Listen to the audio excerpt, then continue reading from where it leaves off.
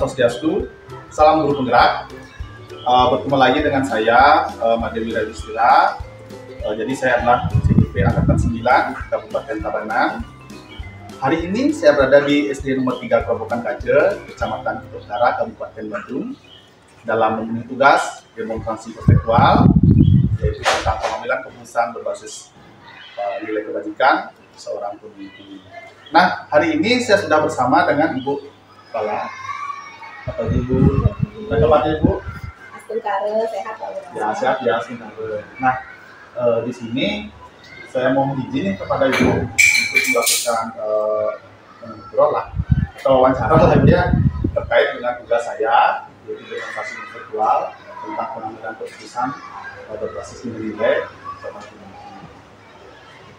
Ya, silakan dengan senang hati kita bisa diskusi ya. Bisa kita mulai ya. Ya, silakan. Ibu sudah berapa lama yang menjadi pimpinan di SD nomor 3 Kerobokan? Saya menjadi pimpinan di sini kurang lebih sekitar 6 bulan, termasuk kepala sekolah yang baru di sini Pak Wira, jadi saya baru bertugas di sini juga. Berarti sekitar 6 bulan.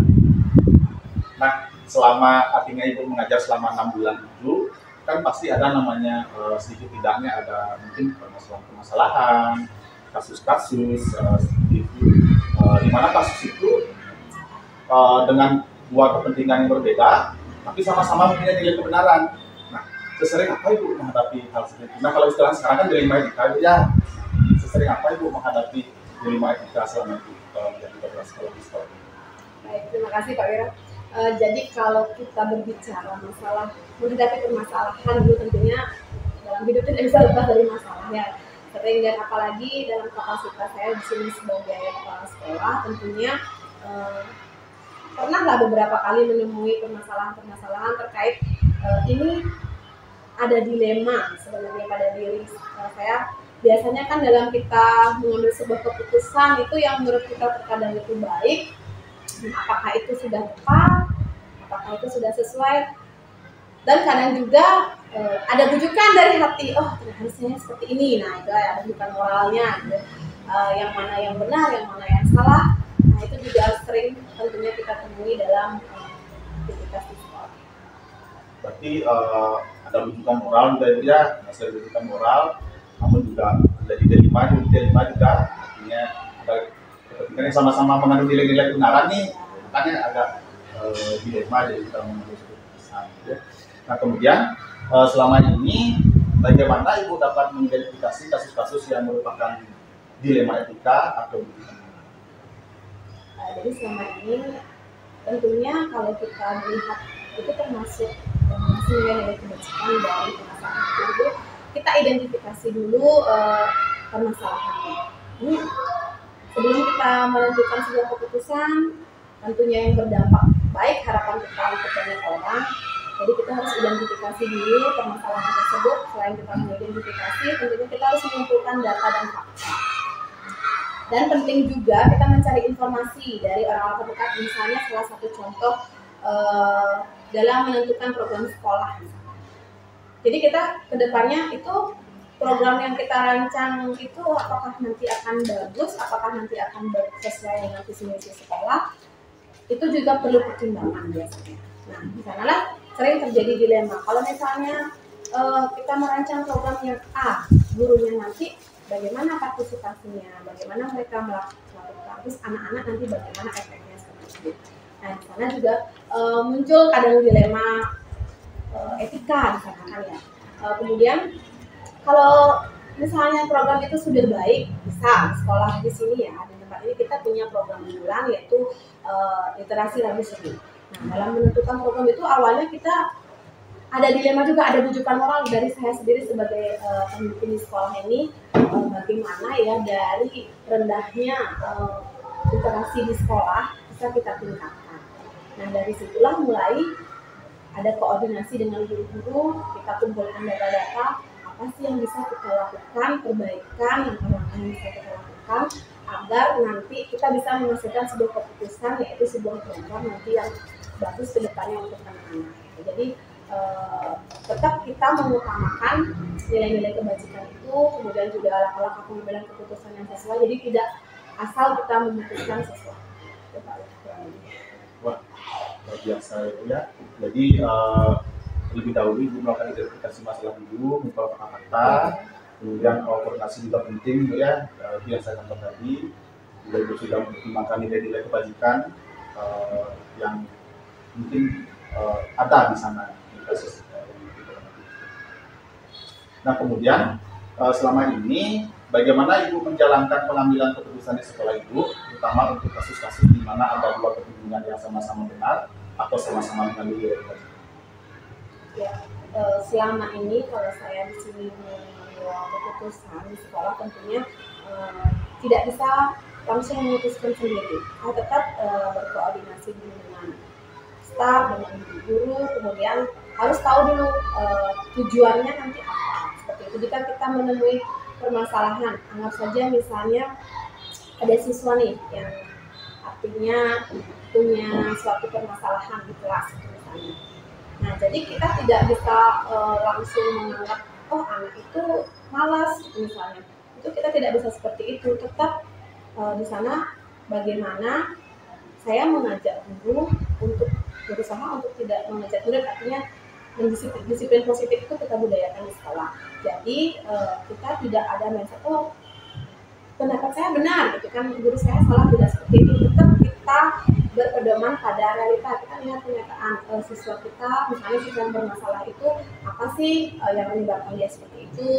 Kita telusuri, kita cari juga latar belakangnya seperti apa. Terus kemudian kita berkomunikasi juga dengan orang tua. Itu penting sekali berkomunikasi dengan orang tua kita. Jadi dalam mengambil keputusan tidak bisa hanya dengan mendengar sesuatu langsung kita putuskan, terus tidak bisa. Tetap kita harus adakan diskusi dengan pihak-pihak terkait, kita cari keputusan yang terbaik. Kemudian apa nih langkah-langkah atau prosedur seperti apa yang biasa dilakukan selama ini? Oke, langkah-langkah yang saya lakukan biasanya tentunya saya menjadi pendengar dulu nih. Jadi misalnya ada permasalahan di sekolah ini, jadi pendengar dulu apa sih yang dihadapi oleh guru atau dari siswa. Kemudian kita telusuri bersama, artinya kita buat identifikasinya seperti yang saya sudah sampaikan di awal. Kita perlu identifikasi dulu permasalahannya. Kalau bisa kita poskan dia itu dilema etika, biasanya kita muncul itu dilema etika saat ada itu menurut kita benar gitu, tapi ada option lain yang juga benar gitu biasanya. Jadi yang mana nih? Tapi rasanya itu sudah benar seperti itu. Jadi langkah-langkahnya tetap tadi selain identifikasi masalah, kita juga perlu menelusuri dari berbagai pandangan, mendengarkan masukan-masukan juga dari pendapat-pendapat rekan-rekan. Kemudian juga kita saat memutuskan itu tetap kita pantau, dalam artian kita refleksi nih, itu ternyata perlu perbaikan, itu ternyata sudah maksimal, itu ternyata keputusan yang sudah benar. Berarti dari sana kita tahu bahwa keputusan kita sudah sesuai atau tidak. Jadi perlu juga ada refleksinya dari serangkaian identifikasi masalah, kemudian mengumpulkan data. Jadi nanti kita perlu merefleksi kembali. Keputusan yang reflektif ya. Nah, lalu hal-hal apa saja yang selama ini Ibu anggap efektif dalam pengambilan keputusan pada kasus-kasus di mana? Mungkin ada hal-hal itu yang memang Ibu anggap benar-benar efektif nih. Apa langkah-langkah apa sebelum Ibu lakukan dalam menghadapi kasus-kasus di mana yang terjadi di sekolah ini? Yang paling efektif selain tadi, kalau menurut saya yang efektif sekali dari tadi sudah identifikasi itu perlu sekali. Kemudian uji validasi, jadi kita perlu memvalidasi artinya permasalahan tersebut dan kebenarannya itu kita perlu validasi juga, sehingga kita tidak asal gitu ya dalam memutuskan sesuatu, apalagi nanti keputusan yang kita ambil itu akan berkaitan dengan orang banyak. Jadi kalau menurut saya, di samping kita tadi sudah mengidentifikasi, sudah mengumpulkan data, memvalidasi itu juga sangat penting untuk dilakukan. Validasi ya, apakah mungkin melanggar hukum, apakah melanggar kode etik dan lain sebagainya. Nah, kemudian Ibu, hal-hal apa saja yang selama ini merupakan tantangan dalam pengambilan keputusan pada kasus-kasus di mana? Tantangan-tantangan yang mungkin Ibu hadapi dalam menghadapi kasus D5? Yang menjadi tantangan biasanya kembali dari diri ya, sebelum ke dinamika mungkin dari bujukan moralnya dulu. Kadang kita ini masih bingung gitu kan, terkadang itu sesuatu yang sudah benar tetapi ada bujukan lain yang muncul dari dalam diri kita, oh kayaknya itu salah, seperti itu.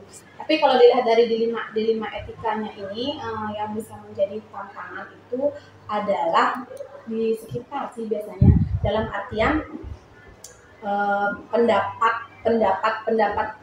yang kita tanya di sana biasanya kita harus bijak menanggapi. Karena kalau kita berdiskusi itu kita menanyakan pendapat ke rekan sejawat atau ke guru-guru untuk sebuah keputusan, ada biasanya yang artinya bertentangan seperti itu kan.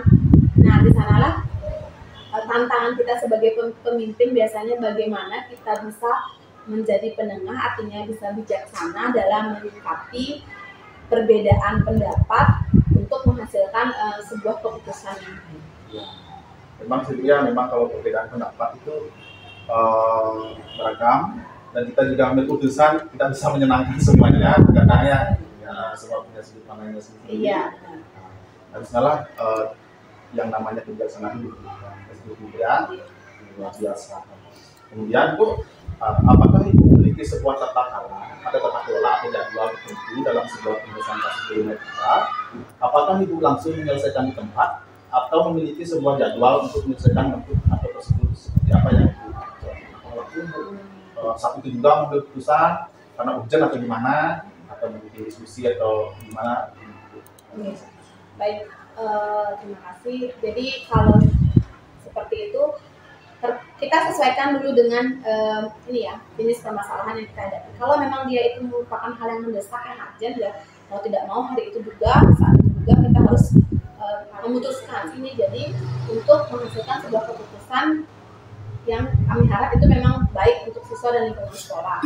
Kalau misalnya artinya keputusan yang diperlukan itu tidak urgent, tidak mendesak sekali, kita ada tahapannya, ada pengerjaannya, jadi tidak selesai di hari. Ya, adakah seseorang atau faktor-faktor apa yang selama ini atau tidak akan membantu Ibu dalam pengambilan keputusan dalam kasus D5 itu? Mungkin ada faktor-faktor dari seseorang yang selama ini mempermudah atau membantu Ibu dalam pengambilan keputusan. Kalau faktor-faktor tersebut tentu ada ya, jadi kita tidak bisa sendiri ya, tidak bisa egois dalam hal ini ya.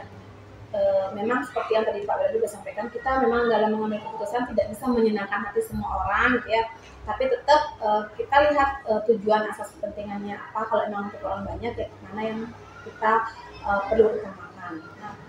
Nah, kemudian Bu, yang terakhir ini, dari semua hal yang telah disampaikan, pembelajaran apa yang dapat Ibu petik dari pengalaman Ibu mengambil keputusan D5? Tentunya banyak sekali ya, jadi paling penting itu adalah kita, pembelajaran yang saya dapat terutama ya, belajar untuk menjadi pendengar yang baik. Pendengar yang baik, baik itu untuk siswa saya, baik itu untuk guru, bahkan juga di rumah ya untuk keluarga. Kita tidak boleh egois sebenarnya ya, belajar untuk tidak egois, tidak harus kita pakai oh menurut saya ini langsung itu kita jalankan, tidak. Jadi belajar bagaimana kita bisa berkolaborasi, bagaimana kita bisa memvalidasi sebuah permasalahan gitu ya. Jadi agar tidak asal itu keputusannya, dan kita khususnya saya sendiri lebih belajar lagi tentang dilema etika itu, bagaimana mengatasi dilema etika dan menjadi seorang pemimpin. Di sana banyak sekali pembelajaran. Baik Ibu, wah saya rasa sudah sangat lengkap sekali apa yang disampaikan Ibu. Dari beberapa pertanyaan yang diajukan, semua sudah dijawab dengan Ibu. Artinya pengambilan keputusan dalam dilema etika ini benar-benar bermanfaatnya bagi Ibu. Sangat bermanfaat. Jadi saya juga apalagi ya, tidak hanya di sekolah tapi juga di segala aspek, di segala lingkungan, semua sangat bermanfaat. Barangkali hanya itu yang bisa saya wawancara hari ini Bu. Terima kasih banyak atas waktunya. Saya mengganggu waktunya Ibu jadinya. Tidak masalah. Senang sekali saya bisa berdiskusi dengan Pak Wira. Tetap semangat, semoga lancar Pak. Kegiatan. Baik Ibu, terima kasih banyak untuk wawancaranya hari ini.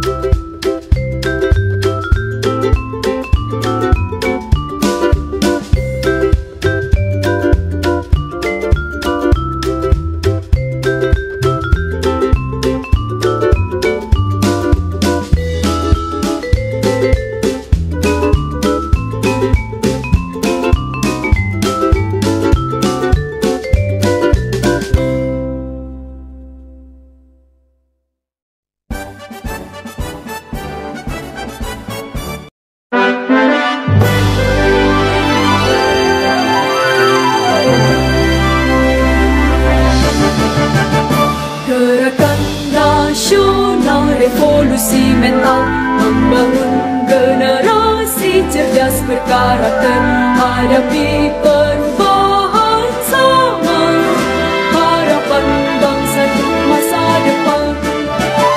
Tingkatkan moral dan keilmuan, wujudkan generasi emas Indonesia, satukan citra dalam ragam budaya sebagai pelajar Pancasila. Beriman, bertakwa, berakhlak mulia, berkebinekaan